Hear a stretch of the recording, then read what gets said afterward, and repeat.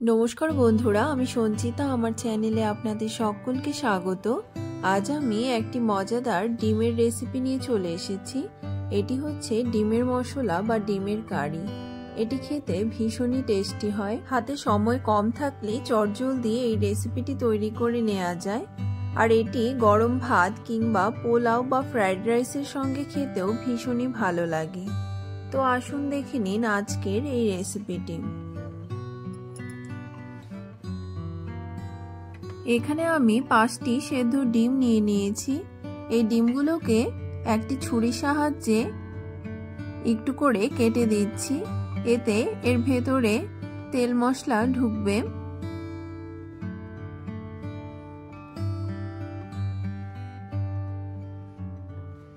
এবার এই ডিমগুলোতে দিয়ে দিয়েছি সামান্য লবণ,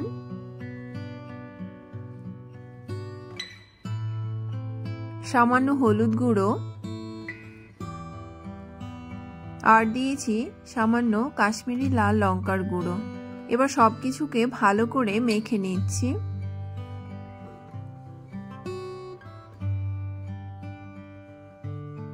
এবার একটি মশলা তৈরি করে নিচ্ছি। একটি মিক্সিং জারে নিয়ে নিয়েছি একটি টমেটো, একটি পেঁয়াজ, 2 টুকরো আদা, 6 থেকে 7 কোয়া রসুন আর 4টে কাঁচা লঙ্কা। সামান্য জল দিয়ে একটি মিহি পেস্ট তৈরি করে নিয়েছি।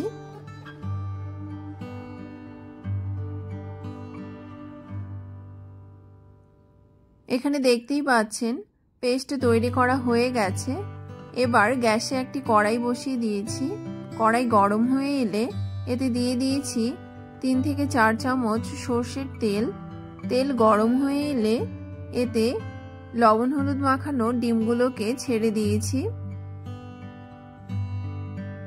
এবার এই ডিমগুলোকে হালকা ভেজে নামিয়ে নেব।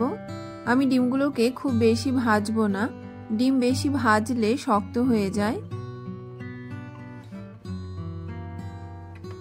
এখানে ডিমগুলো ভাজা হয়ে গেছে। আমি একটি প্লেটে ডিমগুলোকে নামিয়ে নিচ্ছি। এবার এই কড়াইতেই দিয়ে দিয়েছি 2 থেকে 3 চামচ সরষের তেল। তেল গরম হয়ে এলে এতে দিয়ে দিয়েছি গোটা গরম মশলা। এবার এই গরম মশলাকে হালকা ভেজে নিয়ে বেটে রাখা মশলা দিয়ে দিয়েছি।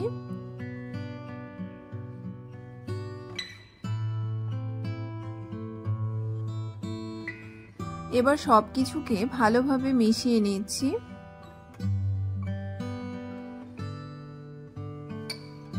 এখন এতে দিয়ে দিয়েছি স্বাদমতো লবণ, হাফ চামচ হলুদ গুঁড়ো, হাফ চামচ কাশ্মীরি লাল লঙ্কার গুঁড়ো, হাফ চামচ জিরের গুঁড়ো আর হাফ চামচ ধনে গুঁড়ো দিয়ে আবারও সবকিছুকে ভালোভাবে মিশিয়ে নিচ্ছি।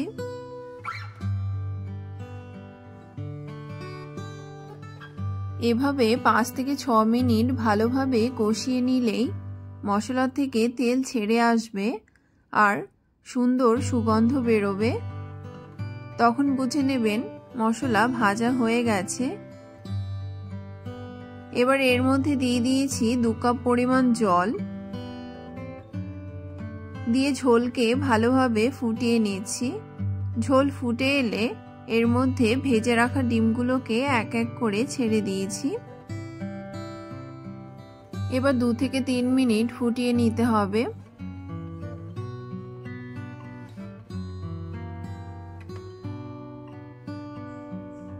ডিমের মশলা প্রায় হয়ে এসেছে। এবার ওপর থেকে দিয়ে দিয়েছি কিছু চেরা কাঁচা লঙ্কা আর দিয়েছি সামান্য গরম মশলার গুঁড়ো। এবার ডিমের কারি একদম তৈরি হয়ে গেছে সার্ভ করার জন্য। আমি এখানে ডিমের কারি রেসিপিটি সাদা গরম ভাতের সঙ্গে সার্ভ করেছি। আপনারা চাইলে পোলাও বা ফ্রাইড রাইসের সঙ্গেও এই রেসিপিটি খেতে পারেন। এছাড়াও রুটি কিংবা পরোটার সঙ্গেও এই ডিমের কারি খেতে ভীষণই ভালো লাগে। এর টেস্ট অসাধারণ হয়। আপনাদের যদি এই ডিমের কারি রেসিপিটি ভালো লেগে থাকে তাহলে আপনারাও একবার বাড়িতে এইভাবে তৈরি করতে পারেন। আমার চ্যানেলটি যদি আপনাদের ভালো লেগে থাকে তাহলে আমার চ্যানেলটিকে সাবস্ক্রাইব, লাইক, কমেন্ট এবং শেয়ার করতে ভুলবেন না যেন। দেখা হবে আবারও নতুন কোনো রেসিপির সঙ্গে। ভালো থাকবেন, সুস্থ থাকবেন। ধন্যবাদ।